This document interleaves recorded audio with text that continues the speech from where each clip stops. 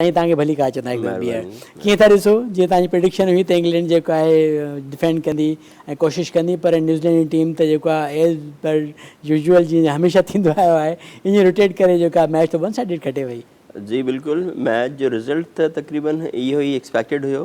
जीअं साईं अहमद राज़ा साहिबु चयो त इंग्लैंड टोटल शॉट कयो आहे, नसरुल्ला मेमन साहिबु बि ॻाल्हि कई, असां बि इहो ई पाण में ज़िक्र कयोसीं पिए।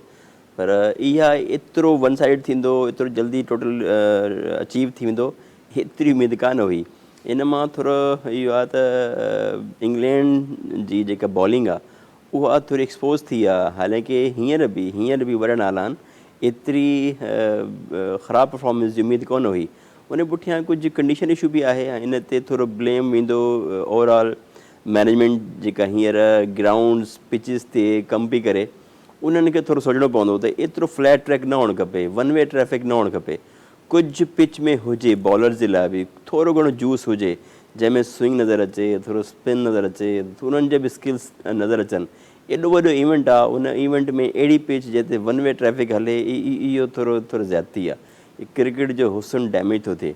हाणे इन जे पुठियां असां क्रिकेट जे हिसाब सां इंग्लैंड खे ब्लेम नथा करे सघूं। इंग्लैंड पंहिंजे प्लान मुताबिक़, पंहिंजे होमवर्क मुताबिक़ बिल्कुलु ठीकु आई। समटाइम्स प्लान एग्ज़ीक्यूट न आहिनि थींदा, इन मतिलबु इहो न आहे त हुननि जो होमवर्क न आहे, प्लान न आहे। मुंहिंजे हिसाब सां इन में ज़्यादा जेका ख़राबी आहे उहा इहा आहे त एतिरी फ्लैट पिच न हुअणु खपे, थोरो बॉलर्स जे लाइ बि कुझु हुजे। हाणे हीअ फ्लैट पिच हुअण जे करे जेका कैलकुलेशन इंग्लैंड जी टीम मैनेजमेंट कई, उन कैलकुलेशन जे करे हू वरी टोटल पुठियां विया। उन वरी टोटल जे पुठियां वञण जे करे हू कोलैप्स करे विया।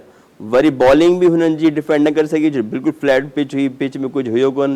उनजो टोटल एडवांटेज हली वियो न्यूज़ीलैंड खे। त टीम टॉस खटे, हुननि जेका पूरी प्लानिंग कई त 300+ इंग्लैंड ठाहींदी, असां हुनखे चेज़ करणु वेंदासीं, उन में हू टोटल कामयाबु थी विया। उन हिसाब सां मुंहिंजे हिसाब सां जेके अॼु जे मैच में थोरो घणो तनक़ीद, क्रिटिसिज़म या ब्लेम कजे त उहो टोटल उतां जी मैनेजमेंट कजे, जिन एॾी फ्लैट पिच ठाही हुई।